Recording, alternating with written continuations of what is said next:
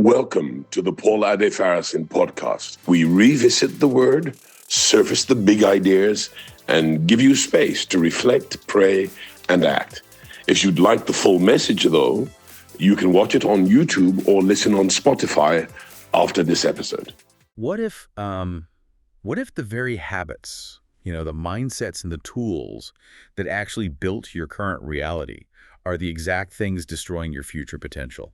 I mean, that is a terrifying thought, right? It really is. Because we all kind of operate on this universally accepted idea that success is just a straight line. Like you find what works, you stick to it, and you just keep scaling up. Yeah, exactly. The old if it ain't broke, don't fix it mentality. Right. But what if your current success is actually like your biggest liability? It's a premise that totally forces you to examine literally everything you think you know about growth. Yeah. Because if you're constantly relying on the playbook that won you yesterday's game, you're entirely unequipped for tomorrow's challenges. Exactly. Well, welcome to the Deep Dive. Today we are dissecting a really fascinating piece of source material. It's a sermon that was delivered on May 10th, 2026. Yeah, at the House on the Rock Church in Lagos, Nigeria. Right. And it's titled, Becoming What God Says You Can Be. Now, just a quick note before we really jump into the weeds here.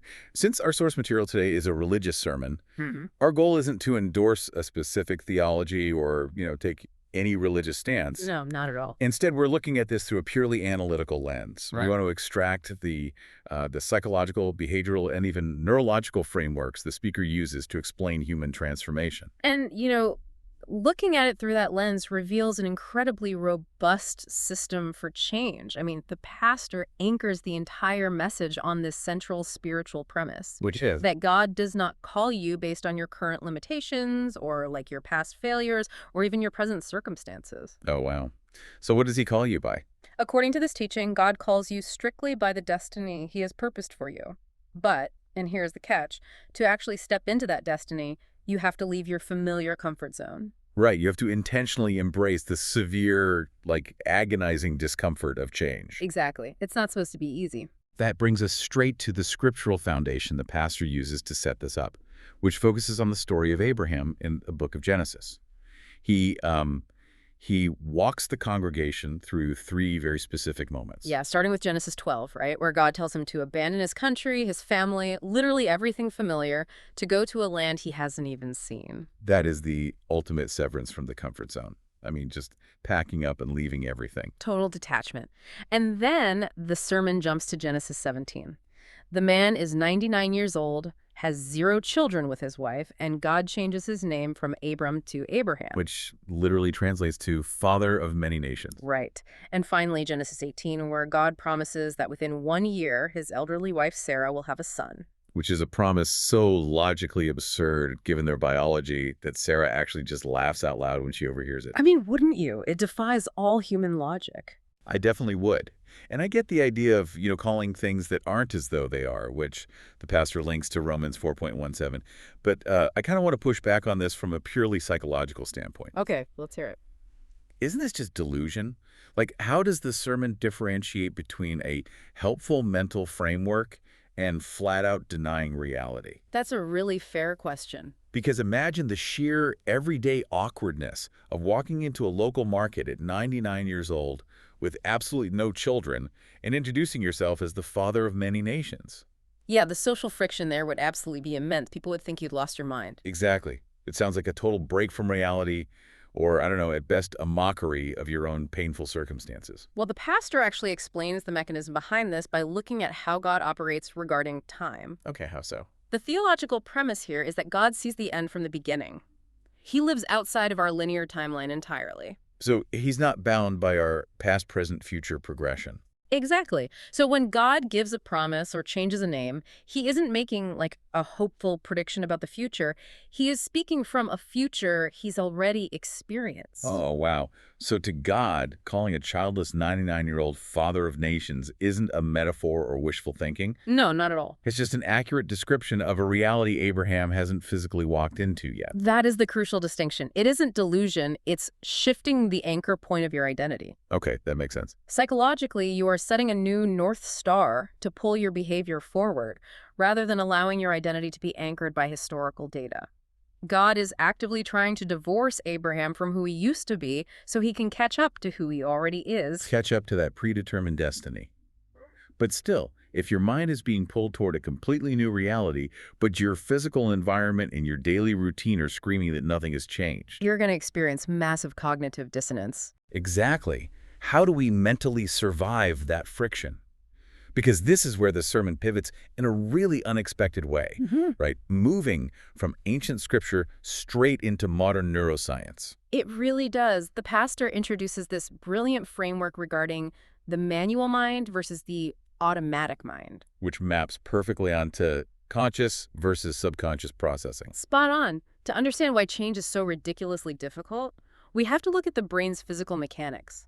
The human brain is just a massive energy consumer. Right. It accounts for about 20% of your body's total caloric burn just to function, right? Yeah, 20%. So as a survival mechanism, the brain fiercely protects its energy reserves by relying on automatic settings. Like your habits, your familiar environments, your daily routines. Precisely, because running on autopilot burns significantly fewer calories than conscious manual thought. That makes a lot of sense. This is where we get into neuroplasticity, which is the brain's ability to reorganize itself by forming new neural connections.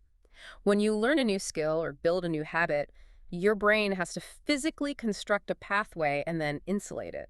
With a substance called myelin. Right, exactly. Uh-huh. Think of myelin like the rubber coating on an electrical wire. It makes the signal travel faster and much more efficiently. But generating that myelin takes an enormous amount of physical energy. It does. Therefore, your brain actively fights new ways of thinking because it literally perceives the caloric cost of change as a threat to your survival. The sermon uses a driving analogy that makes this biological process incredibly clear. The driving one is so good. Yeah, the pastor talks about learning to drive in Nigeria, where you drive on the right side of the road with the gear shift on your right. Right, so that pathway in his brain was heavily myelinated. It was completely automatic. But then he had to do a pastor in the UK and in South Africa, where they drive on the left side of the road and the gear shift is on the left. Which means reversing that automated skill. He has to pull the task out of the subconscious and put it squarely back into the prefrontal cortex. The conscious manual part of the brain. And he talks about how utterly exhausting that was. I mean, he's an experienced driver, but suddenly his hand is reaching for a door panel instead of gear shift. Yeah, and he has to hyper-focus just to keep the car in the correct lane. His manual mind had to be dialed to maximum capacity just to survive a trip to the grocery store.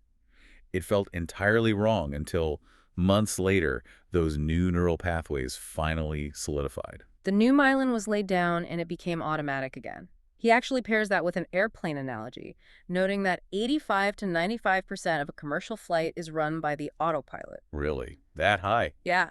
The human pilot is primarily there for takeoff, landing, and emergencies. The pastor argues that true success requires enduring the exhaustion of reprogramming your internal autopilot. Because you can't manually force success every single minute of every single day. You'd burn out completely. Eventually, your default subconscious setting has to naturally drive you toward growth. To illustrate how powerful that default setting is, he points to the physical thermostat in the church building. The thermostat analogy is brilliant. It is. So the thermostat is set to 21 degrees Celsius. If the room is empty and freezing outside, the heater kicks on.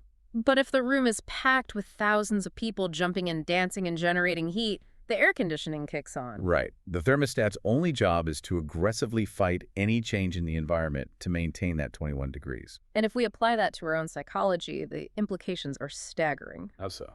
If your internal thermostat is set to your past level of success, or even your past trauma, your subconscious will actively sabotage your future growth just to return to a state of familiarity. Oh, wow. So if your baseline is set to struggle and you're suddenly handed abundance, your brain will basically manufacture a crisis. Exactly. You might pick a fight, miss a major deadline, or make a really reckless financial decision just to drop the temperature back down to the chaos it recognizes. So we are literally fighting our own biology to step into what this sermon calls our destiny.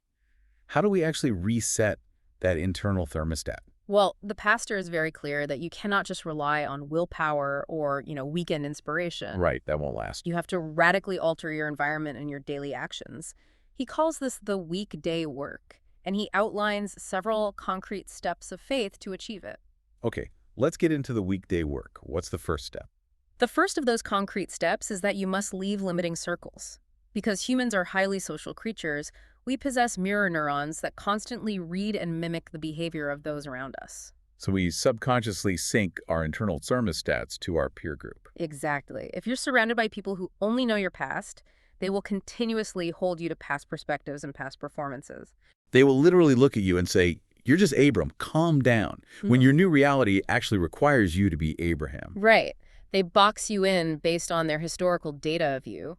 The act of stepping away from those groups is presented as a vital act of faith. But the pastor specifically advises leaving with a bouquet of flowers. Yes, I love that detail. You are setting a boundary dictated by your destiny, not acting out of malice. You remain kind, you leave a nice gift, but you fiercely protect your focus because you just can no longer afford to sync your thermostat to theirs. That is perfectly said. And that moves us to the second concrete step of weekday work, which is upgrading your iOS or your internal operating system. He draws a really direct timeline of technological evolution here, moving from old Pentium computers to massive bag phones to Blackberries to early iPhones and now to artificial intelligence. The core argument here is that the tools that got you to your current level of success are structurally incapable of sustaining your next level of growth. Let's break down why that BlackBerry fails in this analogy. It's not just that it's old, right? No, it lacks the processing power and the underlying architecture to handle modern AI data flows. If you try to run AI on a BlackBerry, the hardware will literally overheat and fail. And the sermon maps that perfectly to human cognitive limits. Trying to manage a $10 million reality with a $500,000 financial vocabulary means your brain simply doesn't have the mental models to process the incoming data. You experience complete burnout. Upgrading your skills, your financial literacy, and your business acumen is actually framed as faith in the workplace. Right. The pastor explicitly states that data does not lie, and that understanding market data aligns with understanding God's truth. Equipping yourself with new skills is an act of trusting God's provision. You're basically building the vessel to hold the oil. He grounds this in an incredible localized analogy about Nigeria's hidden mineral wealth. People focus entirely on the surface-level crude oil, but underneath Abuja and other areas, there are massive deposits of lithium, cobalt, bauxite, and tantalite. The rare earth minerals that will power the global future of technology. Exactly. So for you listening right now, the metaphor is profound. What hidden potential, what lithium are you sitting on, completely unaware, because you refuse to upgrade your mental architecture to go mine it? That's a tough question to face. But mining that deep potential requires an environment completely free of superficial distraction. This is why the pastor introduces the focus rule. The focus rule. I remember this. He warns that one single minute of digital interruption destroys 20 minutes of deep concentration. That 20-minute penalty is heavily backed by cognitive science, by the way. It's called attention residue. Oh, really? Tell me more about that. Yeah, when you look away from deep work to check a notification, your brain dumps the context of what you were doing. When you look back, it literally takes your brain 20 minutes to fully reload that context and get back to the same level of cognitive depth. That is wild, and it perfectly supports why the pastor elevates protecting your focus from a simple productivity hack to a severe spiritual discipline. It's that serious. If you're constantly distracted, your brain remains trapped in a manual, reactionary mode. You never achieve the deep, uninterrupted state required to lay down new myelin and rewrite your automatic settings. So if you are abandoning your old social safety nets, radically upgrading your mental architecture, and aggressively blocking all distractions, you are going to feel incredibly unstable. Oh, absolutely. You're going to feel like you are driving on the wrong side of the road every single day. Yeah. How do you mentally survive that friction without snapping back to your old habits? Well, this is where the pastor introduces a highly unconventional use for prayer. He transforms prayer from a passive religious checklist into a really strategic tool for navigating instability. Okay, so these aren't just your standard prayers. Not at all. The specific prayer points he suggests are designed to foster active dependence on God rather than just asking for relief. Because usually people pray for the friction to stop.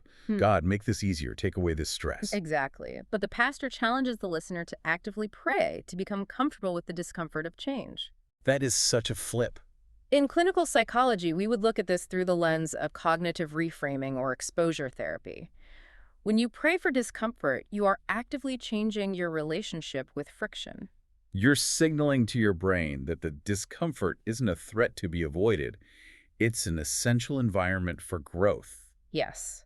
And he takes it a step further by telling the congregation to thank God for the problem itself. He uses the examples of the Airbus or space rockets, right? Yeah, these weren't invented during times of ease. They were invented because someone had a massive problem of distance and gravity to overcome. By thanking God for a problem, you are scientifically lowering your amygdala's threat response. You move your brain out of the panic-driven fight or flight mode and back into the prefrontal cortex. Which is where innovation and problem solving actually happen. That biological shift is what makes this approach so incredibly effective. It turns the problem from a predator into an incubator for your destiny. I love that. An incubator for your destiny. And this act of trust also applies to navigating relationships. The pastor advises praying for God to reveal exactly which circles to leave and which new ones to join. I found the distinction between a map and a GPS incredibly helpful here. Yeah, break that down for us. Well, a map is static historical data. Yeah. It just shows you what was there when it was drawn. But a GPS is dynamic. It recalculates based on real-time data and future conditions. Right. God isn't handing you a static map of your whole life. In this framework, God acts as the dynamic GPS, providing turn-by-turn directions. Sometimes the GPS tells you to turn left into what looks like a dead end, and you have to trust the satellite over your own limited vision. When you combine this level of intentional strategic prayer with the absolute willingness to rewire your daily habits, you stop simply existing. You stop recycling the past and you begin the actual process of becoming. We have covered a massive amount of ground today. Let's quickly recap the core mechanisms of this sermon. Sounds good. So God calls you by your future, not your past. Your brain, functioning as an energy-saving machine, will violently fight that future to keep you safely inside your familiar comfort zone. Yep, the thermostat. Exactly. To break out, you must intentionally endure the cognitive exhaustion of rewiring your automatic habits. You must upgrade your mental and social iOS, leave limiting circles with a bouquet of flowers, and actively pray for the discomfort required to grow. Using your current problems as the fuel for your innovation. Right. It is a comprehensive blueprint that demands full participation. It really is.